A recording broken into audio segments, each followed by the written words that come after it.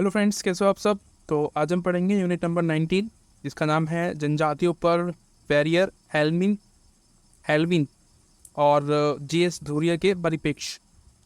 इससे पहले जो चैप्टर मैंने पढ़ाया था आपको, चैप्टर नंबर 18 उसमें हमने सेम जनजातियों के बारे में बात की थी, पर थोड़ा सा इंट्रोडक्शन समझ सकते हैं आप उसको, ठीक है, उसके बारे में था। लेकिन यहाँ पे हम दो विचारक यहाँ पे आपको दिए हुए हैं, एल्विन और गोरिया।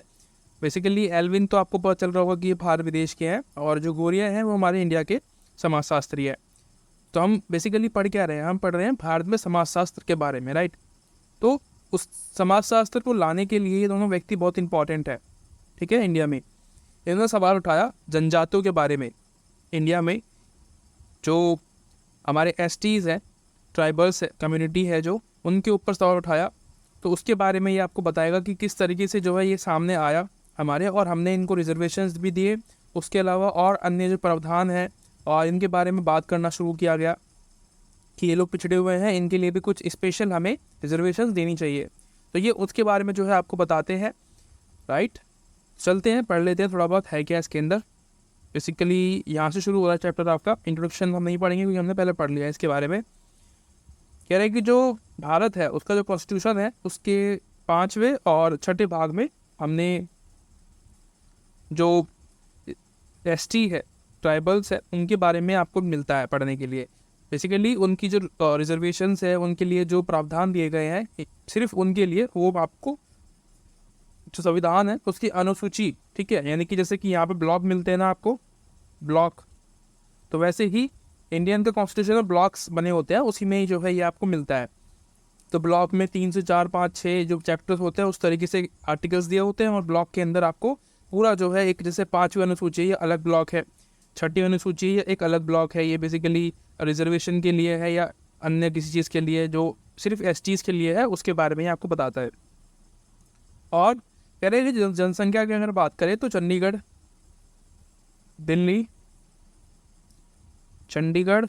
दिल्ली, हरियाणा, जम्मू कश्मीर, लक्षद्वीप, पुडुचेरी, इसमें इनकी जनसंख्या ना के बराबर है, ठीक है। आप कह सकते हो कि इनकी जनसंख्या है ही नहीं यहाँ पे, क्योंकि जंगल ही नहीं है इतने बड़े कि जो यहाँ पे ये लोग रह सके। अब इसका मतलब ये नहीं कि अगर जनजाति समुदाय की बात करें तो जंगलों में ही रहते हैं, नहीं, ये धारणा अब पुरानी हो चुकी है। जनजाति समुदाय जितने भी हैं वो अब हमारे साथ में भी रहते हैं, हमारे बीच में भी रहते हैं, ठीक है। तो वो एक अलग चीज़ है। हमें नहीं पता होता है कि सिर्फ जो आदिवासी लोग हैं उनका मतलब सिर्फ जंगलों में रहना है, ऐसा बिल्कुल भी नहीं है। वो हमारे साथ भी रहते हैं, पढ़ते हैं, टीचर्स भी हैं, बड़े बड़े पदों पर भी हैं, ठीक है। जैसे कि हमारी प्रधान जो इंडिया के राष्ट्रपति है, प्रेसिडेंट द्रौपदी मुर्मू, वो भी एक एसटी है, ठीक है, ट्राइबल्स है, कम्युनिटी से आती हैं वो, और वो भी हमारे यहाँ पे देख लो आप, बिल्कुल सामने है आपके, प्रत्यक्ष एक एग्जाम्पल, बहुत अच्छा जनजातियों के लिए। उसके बाद क्या कह रहा है कि इंडिया में जो इनकी जनसंख्या आपको सबसे ज़्यादा मिलती है देखने के लिए, वो कहाँ मिलती है, भारत जो है ना, भारत, जैसे कि ये इंडिया है, ठीक है, इसको मैं 1 मिनट बता देता हूँ मैं।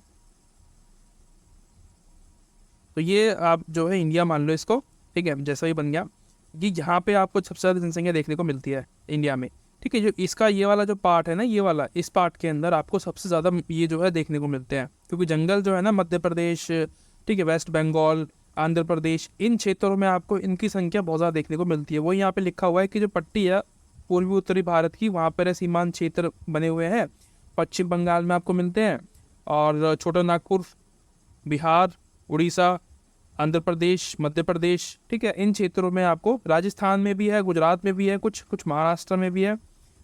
तो ये कुछ क्षेत्र है जहाँ पे आपको आदिवासी जनजाति सबसे ज़्यादा देखने को मिलती है। दिल्ली में, जैसे दिल्ली है, चंडीगढ़ है, हरियाणा है, इन क्षेत्रों में आपको नहीं देखने को मिलती है, ठीक है, ना के बराबर है। वैसे भी नहीं रहते, लोगों के साथ में भी नहीं रहते, और वैसे तो है ही नहीं यहाँ पे। बिहार में आपको नॉर्मली दिख जाएंगे, ठीक है, ट्राइबल कम्युनिटीज़ के जो लोग हैं वो नॉर्मली हमारे लोगों के साथ में ही रहते हैं, एक जैसे दिखते हैं।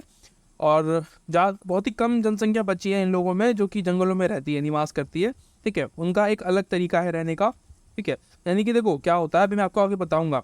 गोरिया और जो एल्विन है, इनके विचारों में आपको पता चल जाएगा कि किस किस तरीके से डिवीज़न हुआ पड़ा है इनका, ठीक है, अजीब अलग तरीके से। उसके बाद आगे बढ़ते हैं और थोड़ा सा देख लेते हैं। बेसिकली ये क्या बोल रहा है कि इनका जो मूल काम है, जो जंगलों में रहते हैं, कृषि करते हैं, और जो संसाधन होते हैं जैसे कि ईंधन जुटाना है तो लकड़ियाँ जो होती है पेड़ों में वो मिल जाती है इनको ईजिली।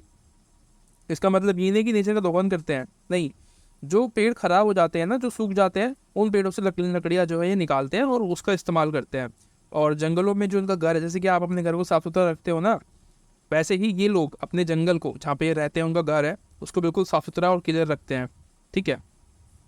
और उसके अलावा इनकी जो और भी काम हम देखते हैं, जैसे कि स्कूलों में पढ़ाना, स्कूल या कॉलेज जो होते हैं उसमें पढ़ाना, इनकी दुकानें भी होती हैं छोटी मोटी, उनमें काम करते हैं, उस कुछ उद्योग चलाते हैं। ठीक है। तो ये जो है आप इनको देखने को मिलेगा कि ये ऐसे ऐसे काम भी करते हैं। और आर्थिक रूप से अगर देखा जाए, इकोनॉमिकली देखा जाए, तो ये इनकी जो बड़ी संख्या है वो गरीब है। ठीक है। बहुत मतलब ज़्यादातर जो लोग हैं इनके अंदर, जैसे कि 100% का मान लो आप, 100% में से 60-70% लोग गरीब हैं। ठीक है। और कुछ लोग भूमिहीन है, जिनके पास भूमि है ही नहीं इसलिए गरीब है। ठीक है। और कुछ छोटे किसान है, बहुत ज़्यादा बहुत कम पाते हैं वो, इसीलिए। इनके अंदर ऐसा नहीं है कि अमीर नहीं है, अमीर भी है और मिडिल क्लास व्यक्ति भी इसमें आपको मिलेगा। ठीक है। तो ये आपको मिलता है। उसके बाद ये काम और भी काम करते हैं, मैंने आपको बताया कृषि तो करते ही हैं, कृषक श्रमिक होते हैं, पशु जो है वो भी पालते हैं, वन विद्या श्रमिक, खनन श्रमिक, निर्माण श्रमिक, तो ये बेसिकली मजदूरी का काम भी करते हैं अलग अलग क्षेत्रों में जाके। ठीक है। तो ये जो है जनजाति समुदाय के बारे में लिखा हुआ है। उसके अलावा अगर हम भाषा की बात करें इनकी, तो ये 4 भाषा आपको मिलेगी, ऑस्ट्रिक, तिब्बती चीनी, द्रविडियाई, भारतीय आर्यन। ठीक है। तो बेसिकली जो भाषा है वो 179 ये बोली जाती है, 179 और 544 बोलियाँ हैं। ठीक है। तो ये आप इनको बस आपको इतना याद रखना है कि इनके बारे में ये थोड़ी बहुत इन्फॉर्मेशन थी जो कि हमें याद रखनी चाहिए इनके बारे में। अब बात करते हैं घुरिया के लिए कि भाई ये जो घुरिया है, हमारा मेन टॉपिक तो ये है ना, इनको समझना। एक एल्विन है, एक घुरिया है। मैंने आपको यही भी बता दूंगा मैं कि दोनों के विचार क्या है। ठीक है। फिर आपको इजीली चीज़ समझ में आ जाएंगी, आप आगे की जो चैप्टर्स हैं वो इजीली पढ़ पाओगे अगर इसको अगर आप समझ जाते हो तो।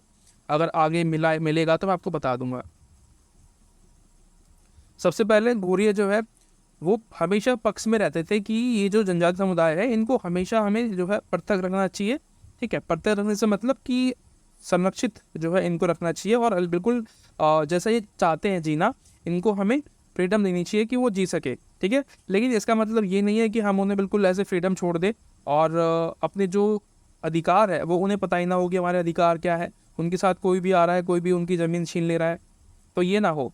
ठीक है। तो ये भी जो है इनका पक्ष था एक कि भाई जो जनजाति समुदाय है, जो ट्राइबल्स कम्युनिटी है, उनको फ्रीडम देनी चाहिए, हमें जैसा मर्जी रह सकते हैं, लेकिन एक उसके अलावा उनमें से कुछ लोग जो है उनकी हेल्प भी करें। ठीक है। उन्हीं की कम्युनिटी से आके पढ़ाई लिखाई करे और उनकी जो है हेल्प करे, उनकी रक्षा करे। जैसे पदों पे हम बात करते हैं तो ST भी जो है आपको मिलते हैं, IAS IPS, और बड़े बड़े राष्ट्रपति भी हैं, तो वो उनकी हेल्प करने के लिए आपको मिलते हैं। ठीक है। वो सिर्फ ट्राइबल्स कम्युनिटी जो है उनको ही नहीं देखते, बाकी और लोग भी हैं उनके लिए भी वो हेल्प करते हैं। ठीक है। ये नहीं है कि यार किसी एक कम्युनिटी से आया तो सिर्फ उसी को देखेगा।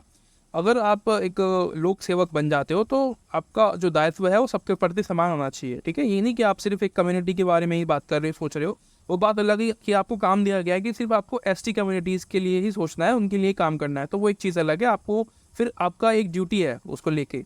लेकिन जब आप लोक सेवा में जाते हो, अगर आपको मिल रहा है कि भाई IPS हो या IAS हो, तो आपको सबको बराबर तरीके से देखना चाहिए, ना कि किसी एक कम्युनिटी को।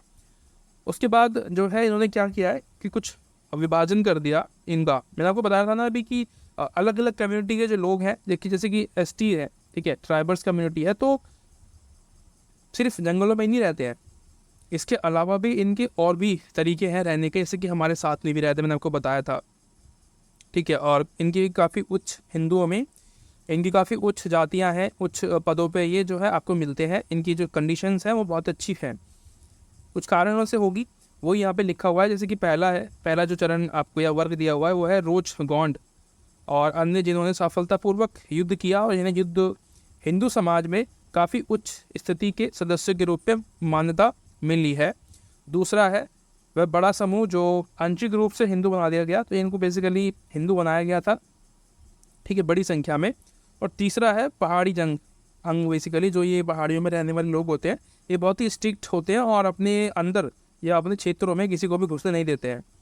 आपने देखा होगा, आप कहीं जाते हो, जैसे कि किसी, अगर आप गए होंगे, आपको कभी एक्सपीरियंस हुआ होगा, तो जो एसटी कम्युनिटीज़ है, जो ट्राइबल्स हैं, जो आदिवासी हैं, ये कभी भी किसी अन्य व्यक्ति को, किसी बाहर के व्यक्ति को जो गैर जनजातीय है, उनको अपने यहाँ पे अपने घर में घुसने की इजाज़त नहीं देते बिल्कुल भी, ठीक है। तीर मार देंगे दूर से ही, ठीक है। इनके पास वो हथियार रहते हैं अवेलेबल, तो ये तीरों से लड़ते हैं, आपको पता ही होगा।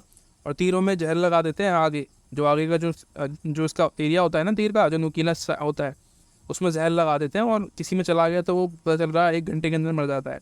तो ये भी है, जानवरों को मारने के लिए बेसिकली उसका इस्तेमाल करते हैं ये लोग, ताकि जानवर मर जाए जल्दी से। लेकिन अगर हम जाते हैं ना वहाँ पे, उनको डिस्टर्ब करते हैं उनके घर में जाके, तो वो हमारे ऊपर भी अटैक कर सकते हैं, कोई बड़ी बात नहीं है। तो ये है वो। फिर यहाँ पे जो है क्या बता रहा है कि 3 कैटेगरी में बटा हुआ है इन लोगों को, घुरिया ने, कि भाई पहला है जो कि हिंदू बन चुके हैं पूरी तरीके से, खुद ही से हिंदू बने हैं, और इनकी उच्च स्थिति इनको मिली हुई है क्योंकि युद्ध वगैरह जो किए होंगे उन्हें, इसकी वजह से।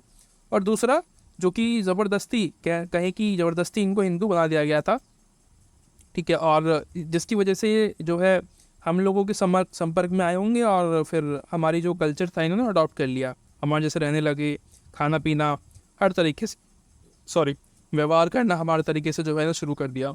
उसके बाद तीसरा मैंने आपको बता दिया कि जो पहाड़ी अंग है उनके सदस्य होते हैं, ये बेसिकली इनकी एक एरिया होता है, सीमा होती है, अगर आप उसके अंदर जाओगे तो ये आपको पनिश करेंगे। अब बात कर लेते हैं एल्विन के बारे में। ये बेसिकली ये भी ऐसा ही है, ये भी मानते हैं कि भाई हमें ना इनको शिक्षा जो है देनी चाहिए, ताकि ये जागरूक हो अपनी जो राइट्स है उनको लेके, ठीक है। इनको पता नहीं है इनके राइट्स, कोई भी आता है इनकी ज़मीन छीन लेता है, तो अब अगर अपने राइट पता होंगे तो डेफिनेटली ये उसके लिए फ़ाइट कर सकते हैं कानून के तरीके से। और ये बिल्कुल भी नहीं चाहते कि जो समुदाय है पिछड़ा हुआ रहे। ये हमेशा सोचते होंगे कि आदिवासी समाज है तो इनको भी जो है आगे बढ़ने का पूरा अधिकार है, क्योंकि ये भी हमारे देश के निवासी है, ये प्रॉपर हिंदू है, ठीक है। यदि ये लोग हिंदू सामाजिक व्यवस्था में अपना स्थान क्षेत्रों का रखना चाहते हैं तो इन्हें मुक्ति विचार की कलाओं में प्रशिक्षित किया जाना चाहिए, और प्रतिष्ठा की परंपराओं, साहस की शिक्षा देनी चाहिए। तो बेसिकली योद्धा अगर ये बनना चाहते हैं तो इनको उसके लिए भी परमिशन देने की बात की गई है, और इंडिपेंडेंट रखने की ये भी बात कर रहे हैं। तो दोनों, आपको एक आइडिया लग गया होगा कि दोनों जो है इनके विचार कैसे हैं। दोनों ही चाहते हैं कि ये एकदम फ्रीडम में रहे, और इनको एजुकेशन भी दी जाए ताकि अपने राइट्स को लेकर ये जागरूक रहे, ठीक है। और जो ये करना चाहते हैं, इनके विचार मुक्त होने चाहिए अपनी मर्जी से, और इनके जो आर्ट्स, जो इन कलाएं हैं इनके हाथों में, ये हमेशा इनको बढ़ावा देने की बात करनी चाहिए सरकार को, ठीक है। ये गवर्नमेंट का जो है हक बनता है, गवर्नमेंट को जो है, राज्य की सरकार होती है, स्टेट गवर्नमेंट का ये काम होता है कि उसको जो है जो भी प्रॉब्लम इनको है वो सॉल्यूशन देना चाहिए, और इनकी सभी तरीके से हेल्प करनी चाहिए सरकार को, ठीक है। और चलते हैं आगे। देखो क्या होता है कि यहाँ पे लिखा हुआ है कि जो है ना, इनकी जनजाति समुदाय जो होते हैं इनकी कभी भी कार्रवाई नहीं होती है, ठीक है। सुनवाई वगैरह जो बात करते हैं हम, वो नहीं होती है, हेयरिंग नहीं होती है इनकी, कभी भी संसद में बात की जाए, क्योंकि लोग इनके बहुत कम है, कम संख्या में है, अभी है लेकिन बहुत कम संख्या में है, अगर और आए तो अच्छा रहेगा, ठीक है। तो इसीलिए भी जो है इनका मानना है कि इनको प्रतिनिधित्व मिलना चाहिए, और एजुकेशन इनको दी जाए, ताकि ये भी जो है संसद में बैठे, पार्लियामेंट में बैठे, और राष्ट्रपति, प्रधानमंत्री और मुख्यमंत्री इनकी जो है बात सुने, IAS IPS बने, बड़े बड़े पदों पर बात कर रहे हैं, तो ये जो है एक इनका भी जो है बात रखी जाएगी कि भाई ये समस्या में है तो इनकी सुनी जाए, ठीक है। क्योंकि सुनता नहीं है इनकी कोई, ये इनको पता भी तो नहीं होता ना कि कैसे कार्रवाई करनी होती, क्या नहीं करना होता है, क्योंकि एजुकेशन नहीं होता, तो इसी वजह से, इसलिए ये चाहते हैं कि इनको एजुकेशन दी जाए, जिससे कि इनका भी प्रतिनिधित्व बढ़े। अब इसके अलावा इस चैप्टर में और कुछ नहीं मिलेगा आपको, ठीक है। ये बाकी का चैप्टर जो है ये फालतू दिया हुआ है आपका, आप इसको जो है लीव भी कर सकते हैं। जो मेन टॉपिक था हमने वो समझ लिया है, और अभी आपको ये और बताएगा कि घुरिया क्या कह रहे हैं, वो क्या कह रहे हैं। उसके अलावा और भी जो लोग हैं उनको भी यहाँ पे जो है ऐड कर दिया गया है कि इनको भी पढ़िए। तो ये आप जो है टाइम वेस्ट करने से अच्छा है कि आप तो जो आपको नाम दिए हुए हैं शुरुआत में, घुरिया और एल्विन, उन्हीं के बारे में पढ़िए। मैंने आपको बता दिया है, एक बार वीडियो और देख लेना, और जो है साइड में नोट्स जो जगह होती है ना ये वाली आपकी, मैं हमेशा बोलता हूँ इस जगह में काफ़ी स्पेस होता है, ठीक है। बुक में तो बड़ा होता है ज़्यादा, इसमें थोड़ा छोटा दिख रहा होगा आपको। यहाँ पे आप इजीली जो है अपने नोट जो होते हैं वो बना सकते हैं। आशा करता हूँ वीडियो आपको अच्छी लगी होगी। मिलते हैं अगली वीडियो में, तब तक के लिए thank you so much, bye bye.